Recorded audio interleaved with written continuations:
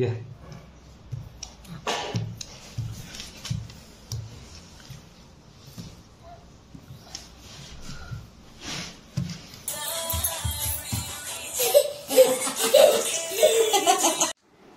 नमस्कार, मी प्रेमा तुम्हा सर्वांचं आपल्या यूट्यूब चॅनलमध्ये खूप खूप मनापासून स्वागत करते। तर हा जो व्हिडिओ तुम्ही बघताय तर हा व्हिडिओ माझ्या बाळाची खूप खास अशी मेमरी आहे।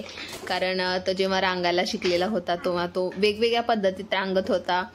तर तो रांगल्यानंतर सगळ्यात सुरुवातीला तो बॅकवर्ड पोझिशनला रांगत होता, असे मागं रांगणं त्याचं होत होतं। तर त्याला पुढे जाता येत नव्हतं, पण हळूहळू तो पुढे रांगायला शिकला। त्यानंतर त्याने डॉल्फिन स्टाईल जी आहे त्या पद्धतीतही तो रांगत होता। तर या वेगवेगळ्या पद्धतीने रांगण्याचे प्रकार जे आहेत ते मी सगळं या व्हिडिओमध्ये एकत्रित केलेत। तर हा जो तुम्ही व्हिडिओ बघता इथे तो डॉल्फिन स्टाईल रांगतोय, हे बघा। तर खूप छान असा रांगत होता आणि आम्ही आश्चर्यचकित झालेलो, कारण मी स्वतःहून बाळांना असं वेगवेगळ्या पद्धतीत रांगलेलं नव्हतं बघितलं। पण मी पहिल्यांदा माझ्याच बाळाला बघितलं की तो डॉल्फिन पद्धतीने असं रांगतोय। तर खूप छान, हे बघा, खूप छान रांगत होता, अगदी मजेशीर।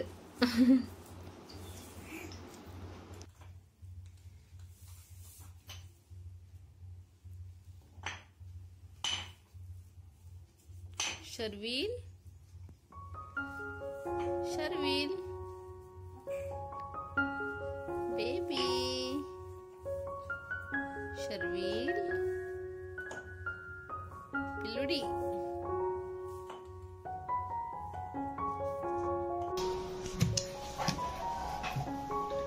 Yeah.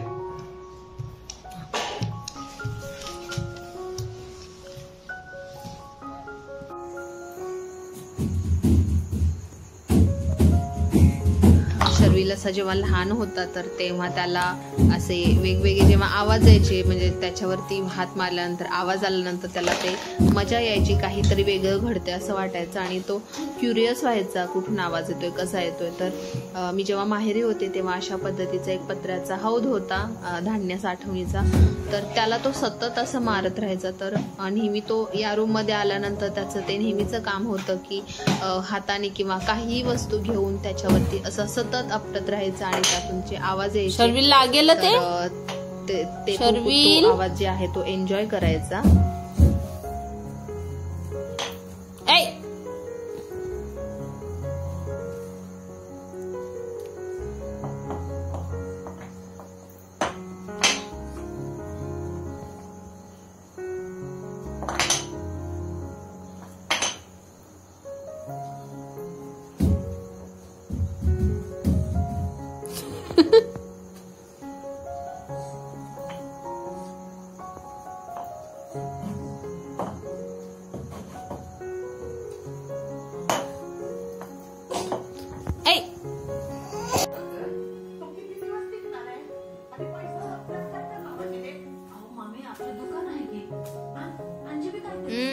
त्याने घसरतोय तो।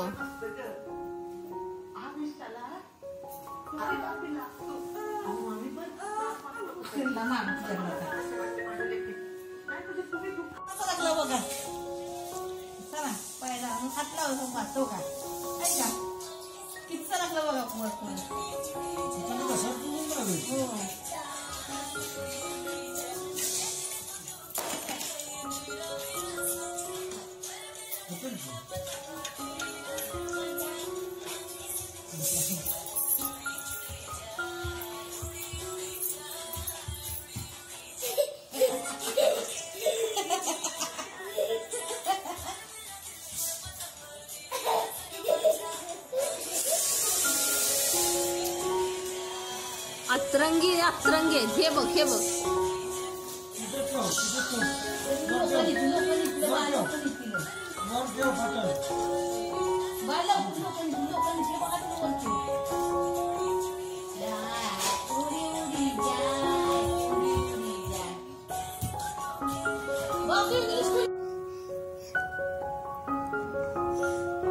इकडं पुढे, पुढं सरक, सरक पुढे।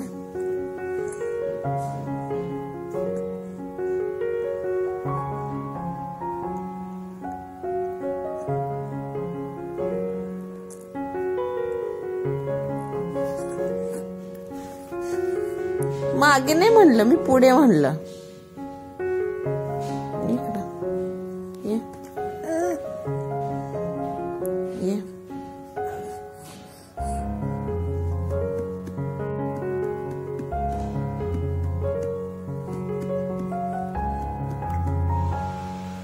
ये ना, ये.